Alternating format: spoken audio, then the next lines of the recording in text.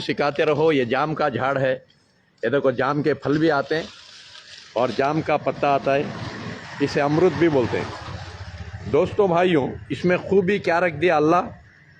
दोस्तों, ये जाम का पत्ता हमेशा गला के छान के वही पीना, थोड़ी मेथी कलौंजी डाल के पका लो और दिन तमाम यही पानी पियो और बच्चों को घर में सब यही पानी पिलाओ, तो ज़िंदगी में आपको शुगर का ट्रबल नहीं आता।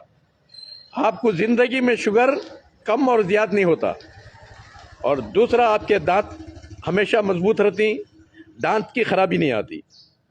और तीसरा, गैस्ट्रिक से हमेशा बच को रहती। जो गैस्ट्रिक से बच गए तो इंशाअल्लाह हार्ट अटैक भी नहीं आता और लिवर भी ख़राब नहीं होता। इसका पानी हमेशा पीते रहो। दोस्तों भाइयों, क्योंकि अल्लाह कुरान में फरमाता है, सब्बी हिस्मा रब्बी कल आला, तस्बीह कर उस आली शान नाम की पाक परवरदिगार की। तस्बीह के माने अल्लाह की पहचान दुनिया को कराना और अल्लाह के चीज़ों की पहचान, यानी कौन से पत्ते में, कौन से फल में क्या फ़ायदा रखा अल्लाह, वो दुनिया को मालूम कराना। अब देखो, इसके जाम जो भी है, ये जाम बग़ैर बीज चापना नहीं, बग़ैर बीज चापने के निगल जाना। तो ये बीज जाको अंदर पूरी बीमारी, पेट की बीमारी ख़त्म करा दे।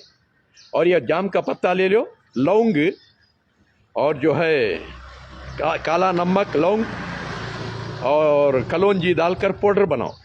पाउडर बना को दांत को रगड़ो, दांत मजबूत होते ही दांत का इन्फेक्शन ख़त्म होता है। ऐसे बेशुमार फ़ायदे हैं इसके अंदर।